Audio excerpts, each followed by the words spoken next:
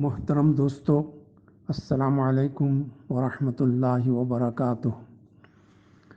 انسان کسی ہستی کی عبادت اس کے احسانات کی بنا پر کرتا ہے اور اپنی حاجات و ضروریات کے لیے اور مصائب سے بچنے یا انہیں دور کرنے کے لیے کرتا ہے۔ یہ تمام باتیں اللہ کی ذات سے وابستہ ہیں، اس لیے وہی قابل عبادت ہے۔ اس کے علاوہ کسی اور ہستی کی عبادت کرنا غلط ہے اور ایک جھوٹ پر عمل کرنا اپنے آپ کو دھوکہ دے لینا ہے، جس کے برے نتائج نکلتے ہیں۔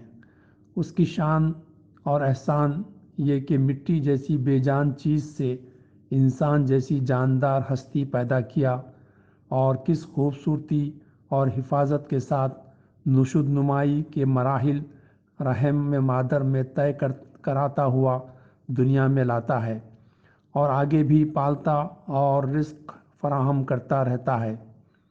اس کا حکم ہر چیز پر چلتا ہے اور ہر چیز بے چوں و چرا اس کا حکم مانتی ہے، اور حکم ہی کافی ہے کسی چیز کے عمل میں یا وجود میں آنے کے لیے، اور یہی شہنشاہیت ہے۔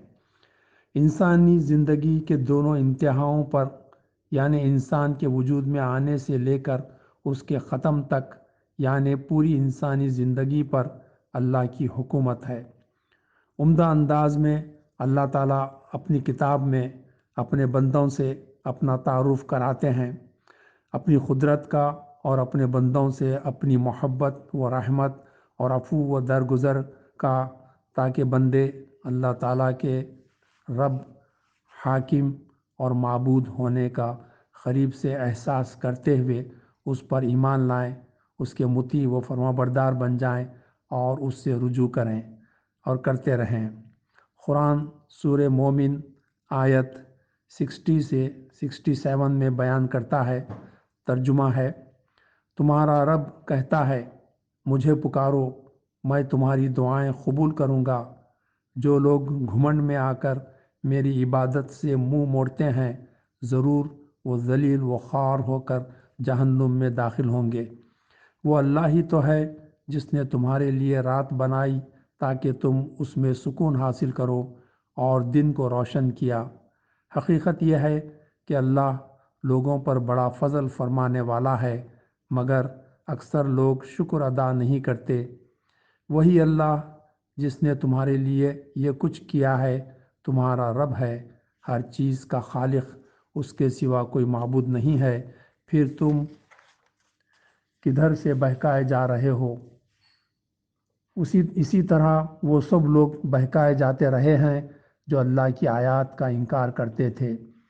وہ اللہ ہی تو ہے جس نے تمہارے لیے زمین کو جائے قرار بنایا اور اوپر آسمان کا گنبد بنا دیا، جس نے تمہاری صورت بنائی اور بڑی ہی عمدہ بنائی، جس نے تمہیں پاکیزہ چیزوں کا رزق دیا۔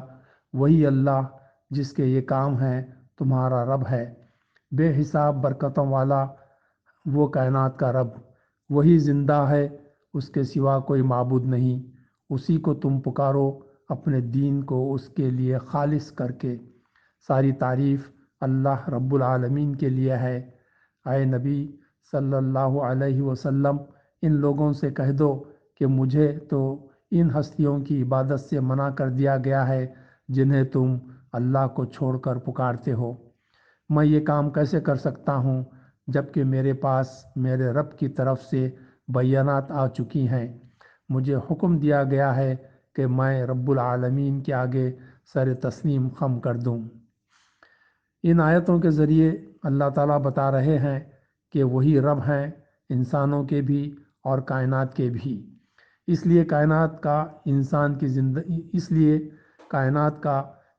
کی زندگی سے موافقت ہے کہ دونوں کا رب ایک ہی ہے۔ وہ رب العالمین ہے، اس لیے وہی خالق ہے تمام عالموں کا۔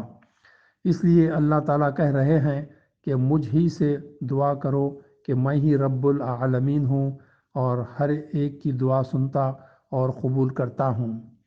جب میں ہی خالق ہوں اور انسان کی پیدائش کا ایک نظام قائم کیا ہوا ہوں جس کا ذکر پچھلی آیتوں میں کیا گیا ہے، اور جو کچھ کہا گیا ہے اس پر غور کر دیکھ لو کہ حقیقت کے مطابق ہے یا نہیں۔ کس طرح پورا پیدائشی نظام اور زندگی کا نظم اور موت و حیات کا عطا کرنا میرے اختیار میں ہے، تو کیا چیز تم کو دھوکے میں رکھی ہوئی ہے کہ دوسروں کو معبود بناتے ہو، ان سے دعائیں مانگتے ہو؟ کیا وہ بے بس اور بے اختیار ہستیاں تمہاری مدد کر سکیں گی، جبکہ اللہ تعالیٰ کا اقتدار اور اپنی مخلوق پر اس قدر زبردست ہے کہ صرف اتنا کہنا کافی ہے، ہو جا، اور وہ چیز بن جاتی ہے، قائم ہو جاتی ہے، وجود پا جاتی ہے، اور وہ کام ہو جاتا ہے جو اللہ چاہتا ہے۔ اللہ سے دعا نہ کرو گے تو خود ہی نقصان اٹھاؤ گے۔ پھر یہ کہ وہ زندہ جاوید ہستی ہے، وہی اس قابل ہے کہ اس کو معبود بنایا جائے۔ اللہ تعالیٰ اپنے خلق کی بنا پر بھی رب العالمین ہیں، اور خلق ہی کی بنا پر معبود ہیں، اور خلق ہی کی بنا پر محبت کرتے ہیں، رحم کرتے ہیں، دعا سنتے اور معاف کرتے ہیں اور سزا دیتے ہیں۔ خلق کی بنا پر بادشاہی اللہ ہی کی ہے، اور مقتدر اعلیٰ کا فیصلہ آخری ہوتا ہے، اور وہ اللہ ہے جو بادشاہ کائنات ہے۔ چونکہ وہ ہمیشہ سے زندہ ہے اور خلق اسی کی ہے، اس لیے معبود بھی وہی ہے، اس کے علاوہ کوئی معبود نہیں، اس لیے کسی اور کو عبادت و استطاعت میں شریک نہیں کیا جا سکتا۔ وآخر دعوانا الحمدللہ رب العالمین۔